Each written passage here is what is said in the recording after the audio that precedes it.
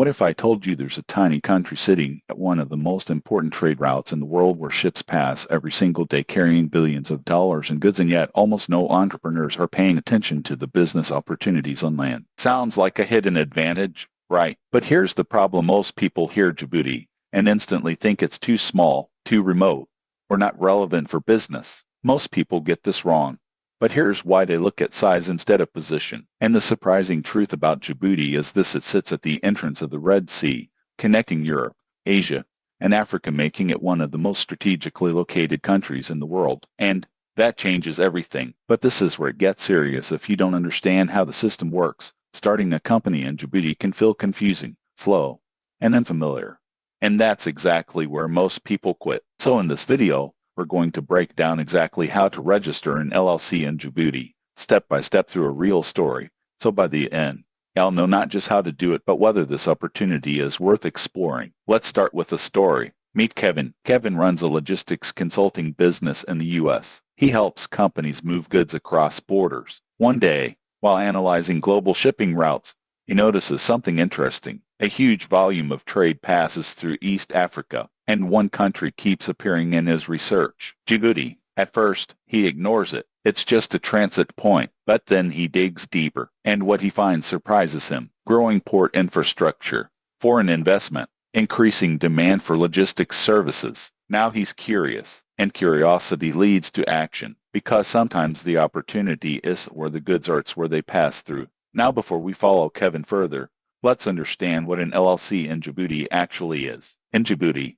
the equivalent of an LLC is called a SARL, or Société Responsabilité Limitée. And here's why it matters: it provides limited liability protection. That means your personal assets are generally separate from your business. Simple, but essential. Now here's where things get interesting. Djibouti allows foreign investors to own companies. Yes, you can start a business as a non-resident. But here's the catch: the process requires local understanding and proper documentation. And this is where most people get stuck. But not Kevin, because he understands something important: every system can be learned. Now let's walk through the process step by step. Step 1: choosing your company name. Sounds simple, but here's the problem: your company name must be unique and approved by the business registry. And here's the surprising truth: if your name is too similar to an existing company, it will be rejected. So Kevin prepares multiple options, because smart entrepreneurs don't rely on one idea. They prepare for friction. Now step 2: defining your business activity. This is more important than most people think. Your business activity determines your legal scope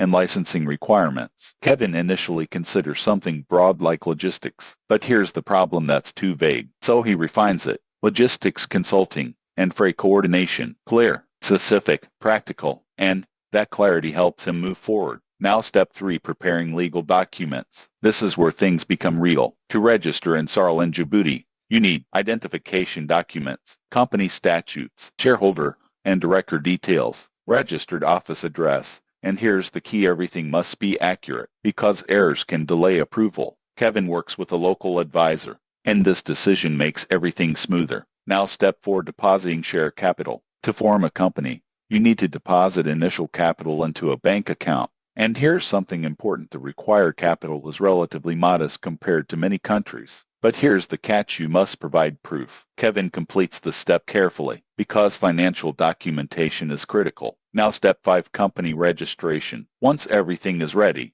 your documents are submitted to the relevant authority. And this is where patience becomes important, because processing times can vary. Kevin submits his application, and then he waits. This is where most people feel frustrated, but Kevin stays focused, because he understands this is part of the process, and eventually his company is approved. Now everything changes, because he officially owns a business in Djibouti. Now step 6: obtaining a tax identification number. But here's the problem: registration is not enough. You must register with the tax authorities, and this gives your company a tax ID. Now your business becomes operational. Kevin completes the step, and now he's fully compliant. Now step 7: obtaining necessary licenses. Depending on your business activity, you may need additional approvals, and this is where many people get confused, because requirements vary. Kevin checks carefully and ensures everything is in place. Now step 8: opening a business bank account. This is essential, because without it, your company cannot function. And here's the challenge: banking processes may require time,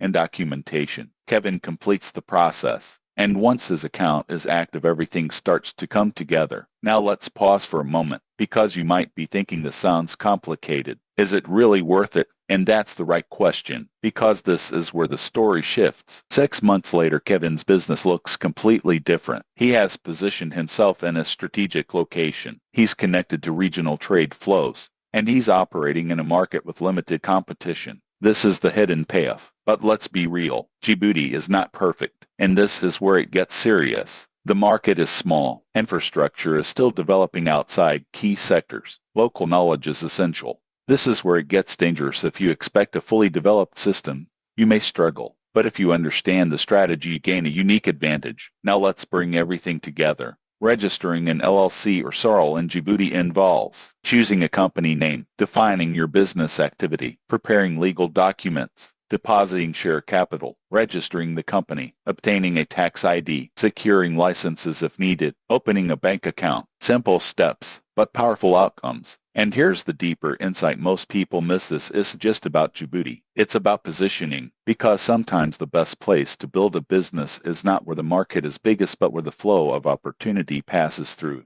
And that's a completely different way of thinking. Now here's the question you need to ask yourself. Are you chasing crowded markets or positioning yourself where opportunity flows? Because that decision can change everything. And if you stayed with me this far, you're already thinking differently. You're not just following trends. You're building a strategy.